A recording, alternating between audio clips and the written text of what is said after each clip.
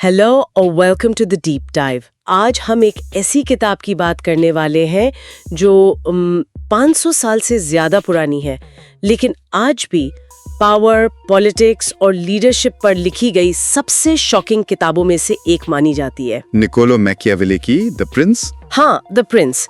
असल में ये एक रूल बुक है, एक गाइड कि एक शासक को सत्ता कैसे हासिल करनी है और उसे बनाए कैसे रखना है। और ये गाइड आदर्शों पर नहीं बल्कि कड़वी सच्चाई पर आधारित है, और शायद यही वजह है कि ये किताब आज तक इतनी विवादास्पद है। सही बात है। ये उन बातों को सीधे सीधे कह देती है जिन्हें लोग सोचते तो हैं पर कहने से डरते हैं। एग्जैक्टली।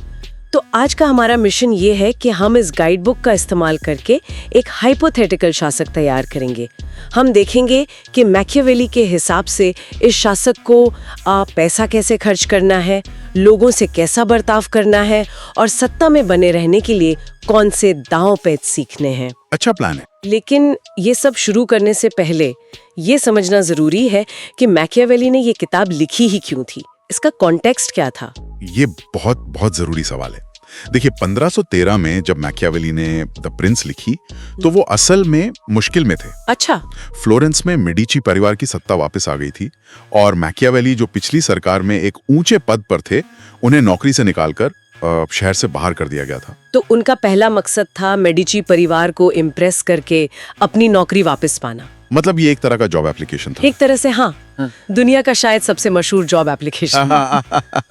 लेकिन उनका एक बड़ा मकसद भी था। उस समय इटली एक देश नहीं था बल्कि छोटे छोटे आपस में लड़ते हुए राज्यों में बटा हुआ था। राइट। फ्रांस और स्पेन जैसी बाहरी ताकतें आकर उसे लूट रही थीं। तो मैकियावेली का सपना था कि कोई शक्तिशाली राजकुमार आए और इटली को एकजुट करे। तो द प्रिंस उस राजकुमार के लिए एक प्रैक्टिकल हैंडबुक थी। तो ये सिर्फ फिलॉसफी नहीं है, ये एक एक्शन प्लान है।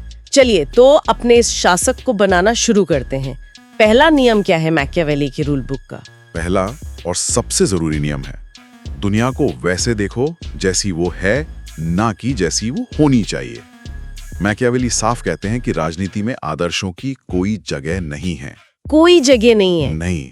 अगर आप हमेशा अच्छा और गुणी बने रहने की कोशिश करेंगे तो आप उन लोगों के बीच बर्बाद हो जाएंगे जो बुरे हैं।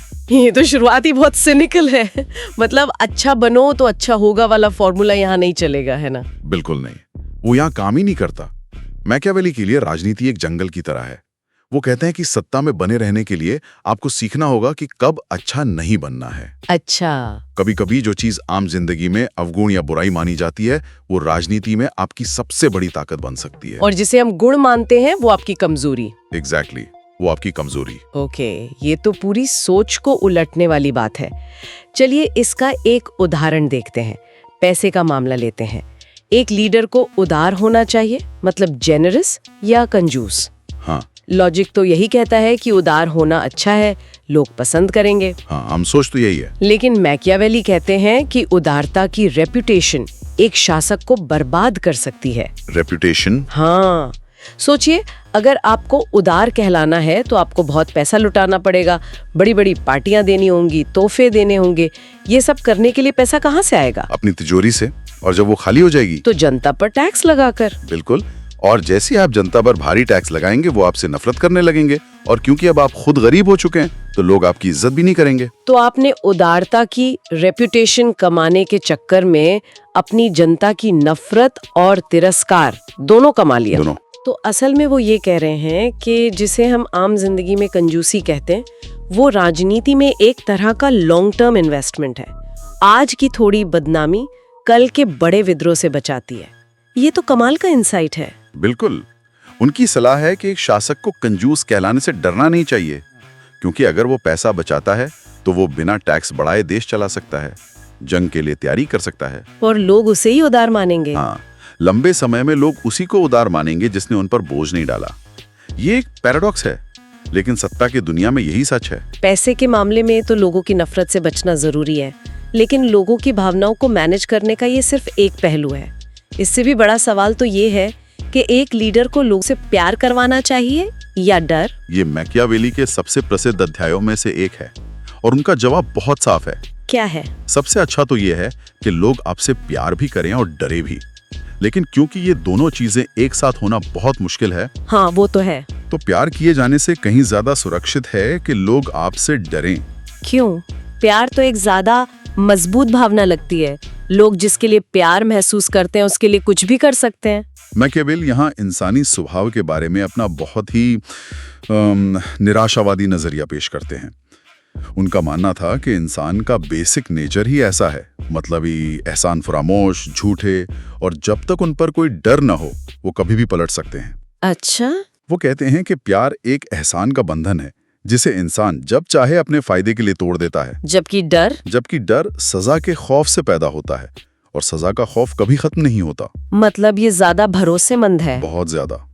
जब तक आपका पलड़ा भारी है सब आपके हैं, लेकिन जैसे ही मुश्किल आएगी प्यार करने वाले सबसे पहले साथ छोड़ेंगे, लेकिन जो डरते हैं वो आखिर तक काबू में रहेंगे। क्या मैकियावेली क्रूर होने की सलाह भी देते हैं? हाँ, लेकिन वो कहते हैं कि क्रूरता का इस्तेमाल एक सर्जन के चाकू की तरह होना चाहिए, तेज, सटीक और सिर्फ तभी जब बेहद जरूरी हो। इसके लिए वो सेजारे बोर्जिया का एक चिलिंग उदाहरण देते हैं। सेजारे बोर्जिया, सुना है इनके बारे में, काफी बदनाम थे। बिल्कुल। सेजारे को रोमानिया नाम का एक इलाका जीतना था जो पूरी तरह से अराजकता और हिंसा में डूबा हुआ था। वहां शांति स्थापित करने के लिए उन्होंने अपने कमांडर रामीरो दे ओरको को भेजा, जो अपनी क्रूरता के लिए मशहूर था। ओके। रामीरो ने वहां जाकर बहुत सख्ती और क्रूरता से व्यवस्था कायम कर दी। उसने विद्रोहियों को बेरहमी से कुचल दिया। तो मिशन पूरा हो गया। इसके बाद क्या हुआ? यहीं पर मैकियावेली की असली सीख है। जब रामीरो ने अपना काम कर दिया और पूरे इलाके में शांति हो गई, तो सेजारे को लगा कि अब रामीरो की जरूरत से ज्यादा क्रूरता लोगों में नफरत पैदा कर सकती है। अच्छा। तो एक सुबह सेजारे ने उसी रामीरो को गिरफ्तार करवाया, उसे मरवा दिया और उसके शरीर के 2 टुकड़े करके शहर के मेन चौक पर एक खूनी चाकू के साथ रखवा दिया। 1 मिनट, क्या? ये तो बहुत ही ज्यादा डार्क है। मतलब उसने पहले अपने ही आदमी से सारा गंदा काम करवाया और फिर उसी को मारकर जनता का हीरो बन गया। हाँ, ये तो किसी क्राइम थ्रिलर जैसा लग रहा है। बिल्कुल। और मैकियावेली के मुताबिक ये एक मास्टर स्ट्रोक था। इससे 2 चीजें हुई। क्या? पहली, सारी क्रूरता का इल्जाम रामीरो पर चला गया। लोगों ने सोचा सेजारे तो अच्छा है, ये सब रामीरो कर रहा था। राइट। और दूसरी, उस भयानक नजारे को देखकर लोग सेजारे से इतना डर गए कि किसी ने दोबारा सिर उठाने की हिम्मत नहीं की। इस एक चाल से सेजारे ने लोगों को संतुष्ट भी कर दिया और डरा भी दिया। वाह, मतलब क्रूरता करो पर उसका क्रेडिट मत लो और उसे एक ही बार में इतनी शॉकिंग तरह से करो कि दोबारा करने की जरूरत ना पड़े। सही पकड़े। मैकियावेली का निष्कर्ष यही है कि क्रूरता अगर जरूरी हो तो उसे एक बार में पूरी ताकत से इस्तेमाल करना चाहिए। लगातार छोटी छोटी क्रूरता सिर्फ नफरत पैदा करती है, जबकि एक बड़ी भयानक घटना लोगों को लंबे समय तक शांत रखती है। ठीक है, तो हमारा शासक अब डर का सही इस्तेमाल करना भी सीख गया है, लेकिन क्या ये नियम वादे निभाने पर भी लागू होता है? क्या एक शासक को हमेशा अपना वादा निभाना चाहिए? यहाँ मैकियावेली नैतिकता को पूरी तरह से खिड़की से बाहर फेंक देते हैं। वो साफ कहते हैं कि इतिहास गवाह है, जिन राजकुमारों ने बड़े बड़े काम किए हैं उन्होंने अपने वादों की ज्यादा परवाह नहीं की। तो मतलब धोखेबाजी से जीते हैं? हाँ, धोखेबाजी से ही दूसरों को हराया है। तो उनका तर्क क्या है इसके पीछे? उनका तर्क है कि एक शासक को 2 जानवरों से सीखना चाहिए। जानवरों से? अच्छा। शेर और लोमड़ी। उसे शेर की तरह ताकतवर होना चाहिए ताकि वो भेड़ियों यानी दुश्मनों को डरा सके। ठीक है। लेकिन सिर्फ शेर होना काफी नहीं है, क्योंकि शेर जालों को नहीं पहचान पाता। इसलिए उसे लोमड़ी की तरह चालाक भी होना चाहिए ताकि वो साजिशों और जालों को समझ सके। एग्जैक्टली, समझ सके। जो सिर्फ शेर बनने की कोशिश करते हैं वो मूर्ख होते हैं। और ये वादा निभाने से कैसे जुड़ा है? ऐसे कि जब वादा निभाना आपके लिए नुकसानदेह हो या जिन वजहों से आपने वादा किया था वो वजह ही खत्म हो गई हो, तो एक बुद्धिमान शासक को अपना वादा नहीं निभाना चाहिए। और क्यों नहीं निभाना चाहिए? क्योंकि, और ये उनकी मुख्य दलील है, इंसान बुरे होते हैं और अपना वादा नहीं निभाते। तो जब दूसरे आपके साथ ईमानदारी से नहीं रहेंगे तो आपको भी उनके साथ ईमानदार रहने की कोई जरूरत नहीं है। लेकिन क्या ये लंबे समय तक चल सकता है? आज की दुनिया में जहां सोशल मीडिया पर हर चीज का खुलासा हो जाता है, क्या कोई लीडर सच में लोमड़ी बनकर बच सकता है? कहीं ना कहीं तो पकड़ा ही जाएगा। मैकियावेली इसका भी जवाब देते हैं। वो कहते हैं कि एक शासक को एक महान झूठा और धोखेबाज होना सीखना चाहिए। उसे बाहर से दयालु, वफादार, ईमानदार और धार्मिक दिखना चाहिए। असल में होना जरूरी नहीं है, दिखना जरूरी है। और जरूरत पड़ने पर उसे इन गुणों के ठीक उल्टा काम करने के लिए मानसिक रूप से तैयार रहना चाहिए। पर क्या लोग इस धोखे में आ जाएंगे? मैकियावेली के हिसाब से हाँ, क्योंकि ज्यादातर लोग सतही होते हैं। वो कहते हैं हर कोई देखता है कि आप क्या दिखते हैं, लेकिन बहुत कम लोग ये महसूस कर पाते हैं कि आप असल में क्या हैं। वाह। और आम लोग हमेशा दिखावे और नतीजों से प्रभावित होते हैं। अगर आप अंत में जीत जाते हैं तो कोई ये सवाल नहीं करेगा कि आपने किन तरीकों का इस्तेमाल किया था। The end justifies the means। ये कहावत शायद यहीं से आई है। तो हमारा शासक अब कंजूस है, क्रूर है, धोखेबाज है, ऐसा लगता है कि वो लोगों की नफरत का शिकार हो जाएगा। और यही मैकियावेली एक बहुत बड़ी चेतावनी देते हैं। वो कहते हैं कि एक शासक को कुछ भी करना पड़े, लेकिन उसे दो चीजों से हर हाल में बचना चाहिए: जनता की नफरत मतलब हेट्रेड और उनका तिरस्कार कंटेम्प्ट। ये तो कमाल की बात है। यानी मैकियावेली के लिए लोगों की प्रॉपर्टी और उनकी इज्जत सबसे बड़ी रेड लाइन है, लेकिन तिरस्कार यानी कंटेम्प्ट ये नफरत से अलग कैसे है? मतलब लोग आपसे नफरत न करें ये तो समझ आता है, पर आपकी इज्जत क्यों करें, खासकर जब आप इतने क्रूर और धोखेबाज हो? बहुत अच्छा सवाल है। नफरत से बचने का फॉर्मूला तो सीधा है, लोगों की संपत्ति और उनकी औरतों को कभी हाथ मत लगाओ। अच्छा। मैकियावेली एक बहुत मशहूर लाइन कहते हैं, इंसान अपने पिता की मौत को ज्यादा जल्दी भूल जाता है बजाय अपनी विरासत के नुकसान के। Wow, that is cynical. हाँ, लेकिन उनके हिसाब से ये इंसानी फितरत है।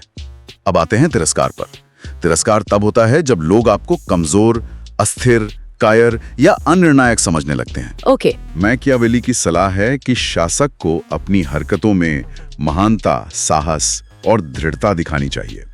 उसके फैसले पत्थर की लकीर होने चाहिए ताकि कोई उसे धोखा देने या बहकाने के बारे में सोच भी ना सके। तो अगर लोग आपसे डरते हैं और आपकी इज्जत करते हैं तो वे आपके खिलाफ साजिश नहीं करेंगे। तो एक तरफ क्रूरता और धोखेबाजी है और दूसरी तरफ इज्जत और सम्मान बनाए रखने की जरूरत। ये तो बहुत मुश्किल बैलेंसिंग एक्ट है। और आखिर में क्या सब कुछ शासक के ही हाथ में है? किस्मत का कोई रोल नहीं है? मैकियावेली इस पर भी ही बात करते हैं। वो सोच को खारिज करते हैं कि सब कुछ किस्मत या भगवान के हाथ में है और इंसान कुछ नहीं कर सकता। अच्छा। उनका मानना है कि किस्मत हमारी जिंदगी के लगभग आधे हिस्से को नियंत्रित करती है, लेकिन बाकी आधा हिस्सा हमारे अपने नियंत्रण में, हमारी अपनी इच्छा शक्ति और काबिलियत पर निर्भर करता है। तो उनकी सलाह क्या है, किस्मत से कैसे निपटा जाए? वो एक नदी का उदाहरण देते हैं। जब नदी में बाढ़ आती है तो वो सब कुछ तबाह कर देती है, लेकिन एक बुद्धिमान व्यक्ति शांत मौसम में ही बांध और दीवारें बना लेता है ताकि जब बाढ़ आए तो नुकसान कम से कम हो।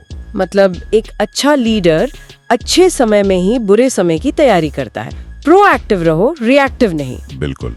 लेकिन फिर भी कुछ ऐसी घटनाएं होती हैं जिनकी आप तैयारी नहीं कर सकते, अप्रत्याशित चीजें। हाँ। इसके लिए मैकियावेली कहते हैं कि जब हालात अनिश्चित हों तो ज्यादा सावधान और सतर्क रहने से बेहतर है कि आप साहसी और आक्रामक बने। अच्छा।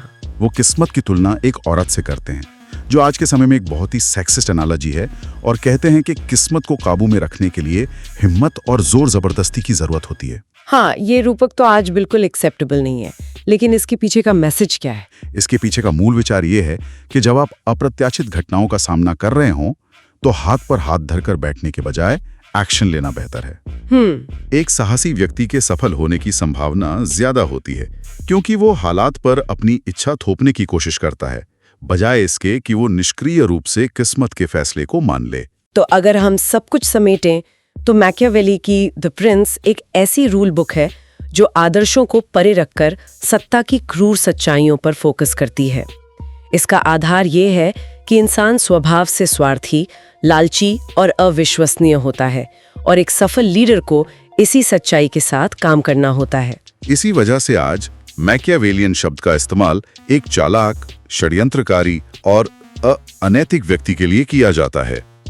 लेकिन इस किताब का जो स्थायी प्रभाव है वो ये है कि ये आज भी हमें राजनीति, नैतिकता और शक्ति के बारे में बहुत असहज लेकिन जरूरी सवाल पूछने पर मजबूर करती है। बिल्कुल। ये हमें ये सोचने पर मजबूर करती है कि क्या सत्ता में बने रहने के लिए वाकई बुरा बनना जरूरी है। और जाते जाते सुनने वालों के लिए एक विचार छोड़ जाते हैं, क्या मैकियावेली का इंसानी स्वभाव के बारे में आकलन, जिसमें वो लोगों को एहसान फरामोश और लालची बताते हैं, आज की हमारी इस कनेक्ट हुई सोशल मीडिया वाली दुनिया में भी उतना ही सच है जितना 500 साल पहले था? इस पर जरूर सोचिएगा।